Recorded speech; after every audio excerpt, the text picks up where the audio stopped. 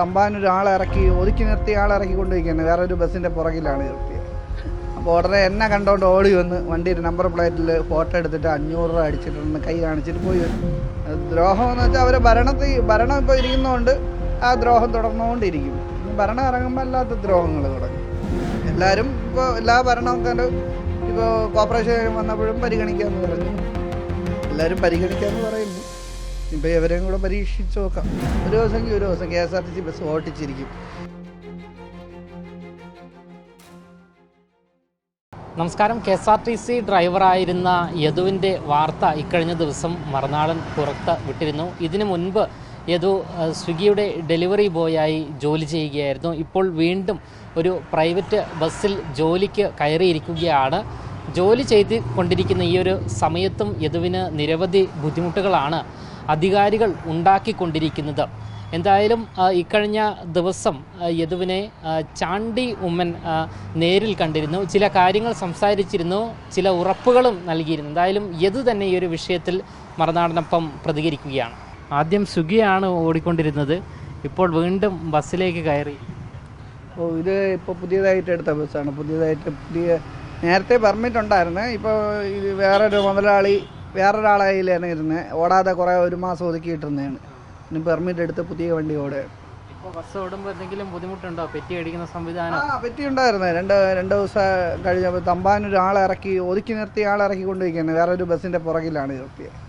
അപ്പോൾ ഉടനെ എന്നെ കണ്ടുകൊണ്ട് ഓടി വന്ന് വണ്ടിയുടെ നമ്പർ പ്ലേറ്റിൽ ഫോട്ടോ എടുത്തിട്ട് 500 രൂപ അടിച്ചിട്ടൊന്ന് കൈ കാണിച്ചിട്ട് പോയി. ഒരു ഹെഡ് കോൺസ്റ്റബിൾ ആണെന്ന് തോന്നുന്നു. ട്രാഫിക്കിലാണോ തമ്പാനൂർ സ്റ്റേഷനിലാണോ എന്ന് പറഞ്ഞാൽ ഒരു ജിമ്മനായിട്ടുള്ള ഒരു പയ്യൻ, ഒരു ചെറുപ്പക്കാരനായിട്ടുള്ള ഒരു പോലീസുകാരനാണ്. എനിക്ക് മനസ്സിലായി അവർ ഇപ്പം ഇന്നാളിൽ നിന്ന് നിർദ്ദേശം കൊടുത്തിട്ടുണ്ടാവുമായിരിക്കും.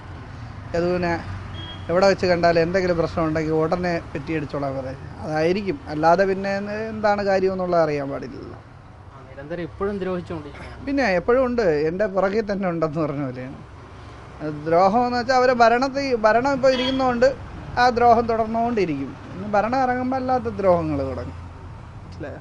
ഈ കഴിഞ്ഞ ദിവസം ചാണ്ടി ഉമ്മൻ താങ്കളെ കണ്ട ഒരു ദൃശ്യം ഇപ്പോൾ പുറത്ത് വന്നിട്ടുണ്ട്. അദ്ദേഹം പറഞ്ഞത് UDF സർക്കാർ അധികാരത്തിൽ വന്നു കഴിഞ്ഞാൽ യദുവിന് ജോലി നൽകും, ഉറപ്പാണ്.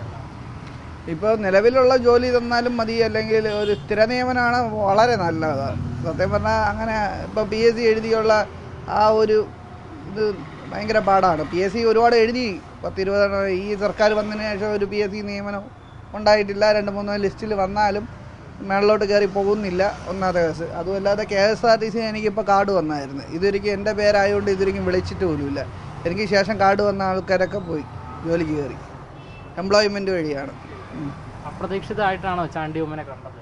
അപ്രതീക്ഷിതമായിട്ട് അവിടെ ഇങ്ങനെ പരിപാടി കിടന്നപ്പോഴത്തേക്കും ഞാൻ വണ്ടി ഡീസൽ അടിക്കാൻ വേണ്ടിയിട്ട് അവിടെ പമ്പിൽ കയറ്റിയ സമയത്ത് ആളിങ്ങനെ നിൽക്കുന്നത്. അപ്പോൾ ഞാൻ അടുത്ത് നിന്ന് സാറേ എന്ന് വിളിച്ചപ്പോൾ തന്നെ മനസ്സിലായി യദു എന്ന് പറഞ്ഞ് വിളിച്ചെടുത്ത്. അങ്ങനെയാണ് അപ്പോൾ സംസാരിച്ചത്. കൂടുതലൊന്നും സംസാരിക്കാൻ നിന്നില്ല. അതിനിടയ്ക്ക് അവരെ പാർട്ടി പ്രവർത്തകർ കുറേ ആൾക്കാരുണ്ടായിരുന്നു. അപ്പം നമ്മുടെ കാര്യം മാത്രം പറഞ്ഞു. ഇങ്ങനെയാണ്, ഭയങ്കര ബുദ്ധിമുട്ടാണെന്ന് പറഞ്ഞു, പരിഗണിക്കാമെന്നാണ് പറഞ്ഞിട്ടുള്ളത്. എല്ലാവരും ഇപ്പോൾ എല്ലാ ഭരണമൊക്കെ ഇപ്പോൾ കോർപ്പറേഷൻ വന്നപ്പോഴും പരിഗണിക്കാമെന്ന് പറഞ്ഞു. എല്ലാവരും പരിഗണിക്കാമെന്ന് പറയുന്നു. ഇപ്പോൾ ഇവരെയും കൂടെ പരീക്ഷിച്ച് നോക്കാം. ഇവരെ കൂടെ കൈ ഒഴിയുമെന്ന് പറഞ്ഞാൽ അറിയില്ല. എന്ന് വെച്ചാൽ എല്ലാം ഒരു ഇതല്ലേ. എന്തായാലും UDF സർക്കാർ വന്നാൽ ജോലി തരുന്ന ഉറപ്പ് തന്നെയാണ് നൽകിയിരിക്കുന്നത് അല്ലേ? ഉറപ്പ് നൽകിയിട്ടുണ്ട്. ആൾ ഉറപ്പാണ് പറഞ്ഞിട്ടുള്ളത്. അപ്പോൾ അതുകൊണ്ട് നമുക്ക് ചെറിയൊരു വിശ്വാസമുണ്ട്. അതുമല്ലാതെ പല ആൾക്കാരും, കോൺഗ്രസ്സിലുള്ള പല ആൾക്കാരും പറഞ്ഞിട്ടുണ്ട്, നമ്മുടെ ഭരണം വന്നു കഴിഞ്ഞാൽ നീ ഫസ്റ്റ് ജോലിക്ക് കയറിയിരിക്കും എന്നാണ് പറഞ്ഞത്. ജോലി തരാമെന്നല്ല പറഞ്ഞാൽ നിൻ്റെ പഴയ ജോലി തന്നെ നീ കയറിയിരിക്കും എന്ന് പറയും. ഒരു ദിവസം KSRTC ബസ് ഓട്ടിച്ചിരിക്കും.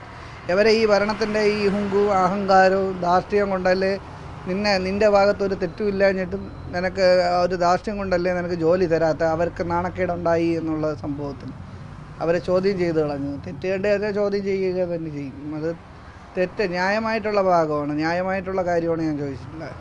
അപ്പോൾ മദ്യവെച്ചതിനെ എനിക്ക് ചെക്ക് ചെയ്തിട്ട് അവരെ ചെക്ക് ചെയ്തിട്ടില്ല. അപ്പോൾ ഭരണത്തിൽ ഇരിക്കുന്നതുകൊണ്ടും അവർ വലിയ ആൾക്കാരുമായി ഉണ്ടില്ല. അപ്പം ഈ പാവപ്പെട്ടവന്മാരെ വോട്ട് കിട്ടി ജയിച്ചിട്ട് വലിയ ആൾക്കാരാകുമ്പോൾ ഇതാണ് കുഴപ്പം. എന്നാൽ വലിയ ആൾക്കാരാകുമ്പോഴത്തേക്ക് നമ്മളായാലും വന്ന വഴി മറക്കാൻ പാടില്ല. എന്താണെന്ന് വെച്ചാൽ ആര്യ എന്ന് പറയുന്ന പെങ്കൊച്ച് താഴെ ലെവലിൽ, അതായത് എന്നെ പോലെയുള്ള താഴെ ഒരു സാധാരണ ഒരു ജീവിതം നയിച്ചു വന്ന ആൾ പെട്ടെന്ന് മേയറായപ്പം അത് പാവപ്പെട്ടവൻ്റെ വേദനയും ദുഃഖവും അറിഞ്ഞുകൂടാത്തതുകൊണ്ടാണ് ഇത് തന്നെ പറഞ്ഞത്. ഒന്നാമത് പറഞ്ഞതെന്ന് വെച്ചാൽ ഞാൻ സിംഗിൾ പാരൻ്റ് എന്ന് പറഞ്ഞപ്പോൾ അദ്ദേഹം പറഞ്ഞ് സിംഗിൾ പാരൻ്റ് ആണെന്ന്. അപ്പം അത് ഒക്കെ അതിൽ നിന്ന് മനസ്സിലാക്കാം സിംഗിൾ പാരൻ്റ് എന്തെന്ന് പോലും അറിഞ്ഞുകൂടാത്തൊരു കുട്ടിയായിട്ടുള്ള ആളെ ചെറിയ പ്രായത്തിൽ മേയറാക്കാമെന്ന് വെച്ചാൽ പാർട്ടി സ്വാധീനവും പാർട്ടിക്കകത്ത് നല്ലൊരു ഇതും പിടിപാടും ഉണ്ടെങ്കിൽ നമുക്കും ചെറിയ പ്രായത്തിൽ നമ്മളെയൊക്കെ ഉയർത്തിക്കൊണ്ട് ഒരാളില്ല. നമുക്ക് രാഷ്ട്രീയം അങ്ങനെ രാഷ്ട്രീയത്തിൽ ഒരു രാഷ്ട്രീയം ഇല്ലാത്തതുകൊണ്ടാണ് നമ്മൾ ഇവർക്ക് വേണ്ടിയിട്ട് അടിക്കാനും പിടിക്കാനും വെട്ടാനും കുത്താനും കോളേജ് ജീവിതത്തിൽ ഇവർക്ക് വേണ്ടിയിട്ട് ഈ പാർട്ടിക്ക് വേണ്ടിയിട്ട് ഒരുപാട് പ്രവർത്തിച്ചിട്ടുള്ള ആൾക്കാരാണ്. ഗതാഗത മന്ത്രി കഴിഞ്ഞ ദിവസം പറഞ്ഞത് യദുവിനെ ഈ ബസ് ഡ്രൈവർ സ്ഥാനത്ത് നിന്ന് പുറത്താക്കാനുള്ള കാരണം ഈ 6 മണിക്കൂറിലധികം ഫോണിൽ സംസാരിച്ചു, ഹെഡ്സെറ്റിൽ സംസാരിച്ചു എന്നുള്ളതാണ്. അതിന് പിന്നാലെയാണ് പരാതി നൽകിയത് യദു. അതിലെന്തെങ്കിലും തീരുമാനമായോ? അതിലൊരു തീരുമാനമായില്ല. അതല്ലാതെ അതിന് മുമ്പ് ഇതേപോലെ കൊടുത്ത് 6 മണിക്കൂറല്ല ഫോണിൽ സംസാരിച്ച് വണ്ടി ഓടിച്ചെന്ന് തന്നെ നേരത്തെ 6 മണിക്കൂറെന്ന് ഇപ്പം നമ്മുടെ ഗണേഷ് കുമാർ സാർ ഇപ്പോൾ പറഞ്ഞതാണ്. അപ്പോൾ അതുകൊണ്ട് ഇപ്പോഴും കൊടുത്തിട്ടുണ്ട്. നേരത്തെ കൊടുത്തതിൻ്റെ ഒരു വിവരാവകാശത്തിൻ്റെ ഇത് അപ്പീൽ പോയിട്ടുണ്ട് ഞാൻ. അതും 2 പേപ്പറുണ്ട്. അപ്പോൾ മൊത്തം 2 പേപ്പറുണ്ട്. അപ്പോൾ അത് കിട്ടിയാലേ അറിയാവുള്ളൂ. ഒന്നാമത് 6 മണിക്കൂർ ഹെഡ്സെറ്റ് വെച്ച് സംസാരിച്ചെന്നാണ് സാറ് പറഞ്ഞത്. 6 മണിക്കൂറോ 1 മണിക്കൂർ സംസാരിച്ചെന്ന് പറഞ്ഞെങ്കിൽ ആ ജനങ്ങൾ വിശ്വസിച്ചാണ്. ഈ ഹെഡ്സെറ്റ് വെച്ച് സംസാരിച്ചെന്നെങ്കിൽ അപ്പം മെമ്മറി കാർഡ് വേറൊരിടവും പോയി കാണൂല, സാറിൻ്റെ കയ്യിൽ തന്നെ കിട്ടി കാണും മെമ്മറി കാർഡ്. കുമാറിൻ്റെ വാർത്തകളെല്ലാം ശ്രദ്ധയിൽപ്പെട്ടിരുന്നോ? ഇപ്പം ലേറ്റസ്റ്റ് A to Z കാര്യം ഇപ്പോൾ ശ്രദ്ധയിൽപ്പെട്ടു. ഈ കേസിന് ശേഷം ഒരാഴ്ച തികഞ്ഞില്ല. അതിനു മുമ്പ് ഗണേഷ് സാറിൻ്റെ ഇപ്പോഴത്തെ ഭാര്യ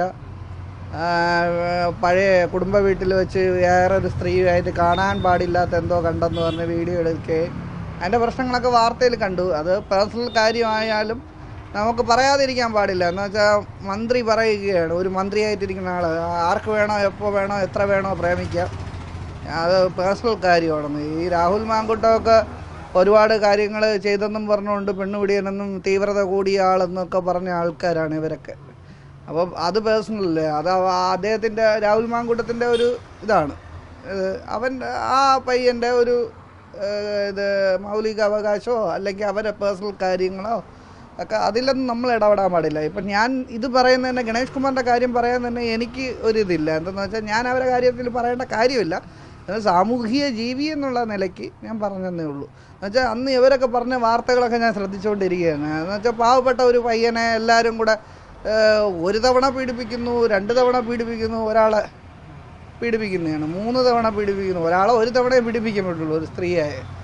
3-4 തവണ പീഡിപ്പിക്കണമെന്ന് വെച്ചാൽ തീവ്രത കൂടിയതും തീവ്രത കുറഞ്ഞതും അങ്ങനെയൊക്കെ ഉണ്ട്. പീഡനം ഒന്നല്ലേ ഉള്ളൂ.